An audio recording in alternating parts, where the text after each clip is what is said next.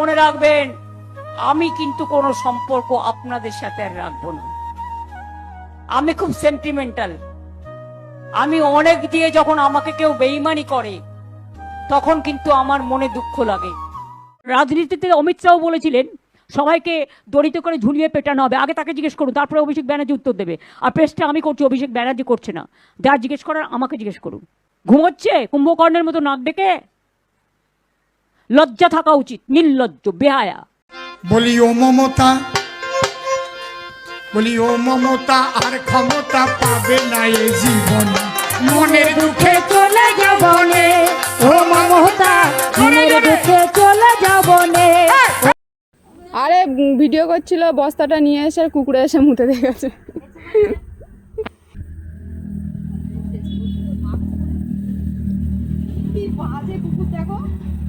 ও চাচ্ছে তুই এই ভিডিও করিস না, তোর মুখে মুতে দিয়ে গেল। আরে সবে পাছাটা উঁচু করেছে, করে 2-4 ফোঁটা পড়েছে, পড়তেই মাত্র আমি তাড়া করেছি, সবে অল্প মতন পড়েছি। কি অসুখ কুকুরে। হ্যাঁ, কদিন মানুষ মনে রাখবে, আবার একটা সরকার আসবে, সব বদলে দেবে। এটাই হচ্ছে নিয়ম জগতে। আমার যাবার সময় হলো, দাও বিদায়।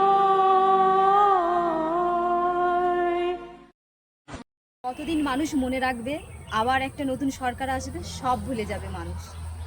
এটাই তো নিয়ম জগতের। আমি রাস্তায় ছিলাম, রাস্তায় থাকবো, আমি রাস্তার লোক।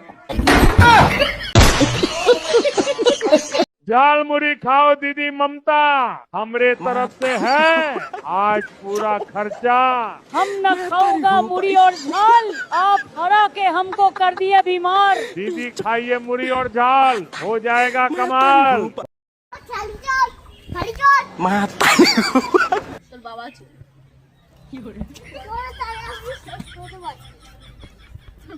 অনেক ভালোবাসতাম, সব দিয়ে দিয়েছিলাম যা চাইতো।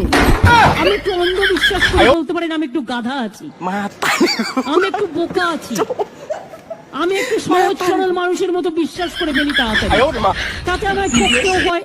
আমার সাথে খেলতে গেলে আমি যে খেলাটা খেলবো,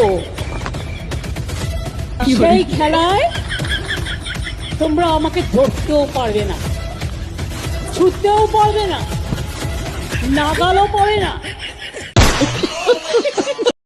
इस मन से आपको एक बात बोल रहे हैं कि ममता का क्षमता 2026 में बंगाल आपको दिखाएगा। अब की बार यमुना पार भेजेंगे।